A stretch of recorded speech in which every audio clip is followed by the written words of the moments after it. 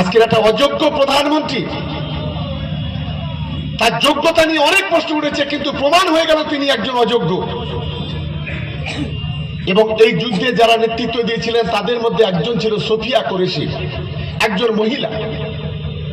আপনারা দেখেছেন যেদিন পাকিস্তান আক্রমণ করে ভারত, তারপর দিন প্রেস কনফারেন্স হয়েছিল। সেই প্রেস কনফারেন্সে একদিকে ছিলেন সোফিয়া কুরেশি, আর একদিকে ছিলেন ভূমিকা সিং, দুজন কর্নেল।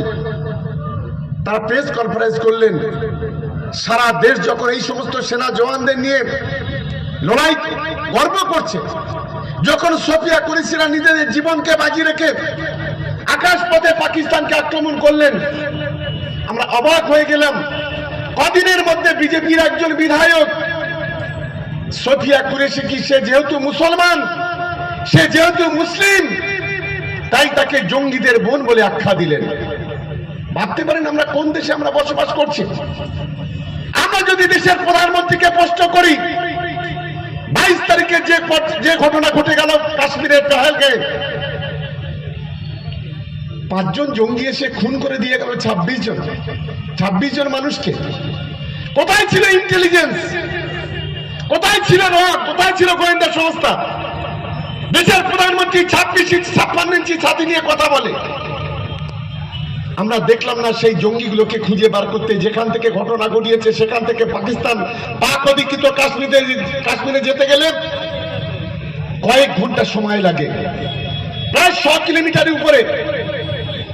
তাদেরকে এখনো পর্যন্ত দেশের সরকার তাদেরকে এখনো চিহ্নিত করতে পারলেন না, খুঁজে বের করতে পারলেন না।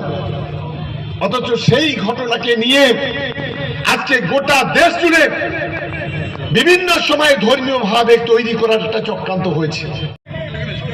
আমরা একটু যখন পিছনের ঘটনা একটু আমাদের বলতে হয়, যখন 22 তারিখে সন্ত্রাসবাদীরা এই ঘটনা ঘটালো, দেশের প্রধানমন্ত্রী কখনো সেনাবাহিনীর সঙ্গে বৈঠক করছেন, কখনো মন্ত্রিসভার বৈঠক করছেন, কখনো 3 বায়ু এবং স্থল তাদের সেনাপ্রধানের সঙ্গে বৈঠক করছেন।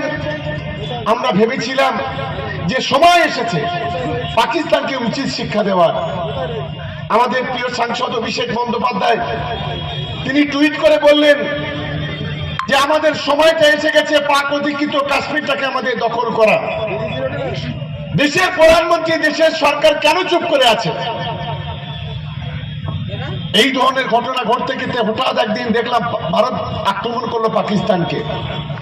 আমরা অপেক্ষা করছিলাম যে পাকিস্তান যেন উচিত শিক্ষা পায়, ভবিষ্যতে যাতে কোন সন্ত্রাসী জন্ম না নিতে পারে, এবং বিশেষ করে সেই সন্ত্রাসীরা আমাদের ভারতবর্ষের বীর সন্তানদের যেন খুন করতে না পারে, ভারত মাতার সন্তানদের যাতে খুন করতে না পারে।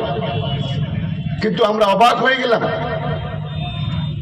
দুদিনের মাথায় যুদ্ধ বন্ধ হয়ে গেল। আমরা কেউ যুদ্ধ চাই না, আমরা যুদ্ধের পক্ষে নই, কিন্তু সন্ত্রাসবাদীদের শিক্ষা দেওয়ার জন্য এই যুদ্ধ আমাদের কাছে জরুরি ছিল।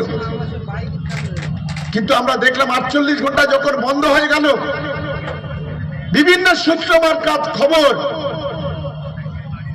যে পৃথিবীর একটা দেশ, সেই দেশের একজন প্রেসিডেন্ট আছে, তার নির্দেশে ভারতবর্ষের প্রধানমন্ত্রী পাকিস্তানের প্রধানমন্ত্রী যুদ্ধ বন্ধ করলেন। আমরা একটু অবাক হলাম। এটাও তো আমাদের আভ্যন্তরীণ সমস্যা। সেই জায়গায় নাক গলানোর ক্ষমতা কারণ নেই। আমরা 1971 সালে যুদ্ধের কথা শুনেছি, তখন আমরা হয়তো জন্মাইনি।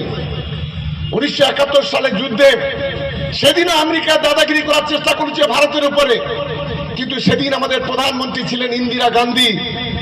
সেদিন আমেরিকার যিনি প্রেসিডেন্ট ছিলেন তাকে বলেছিলেন এটা আমাদের অভ্যন্তরীণ বিষয়, আমাদের মধ্যে নাক গলাবেন না। সেদিন পাকিস্তানকে গুড়িয়ে দিয়েছিলেন ইন্দিরা গান্ধীর নেতৃত্বে ভারতবর্ষের সেনাবাহিনী।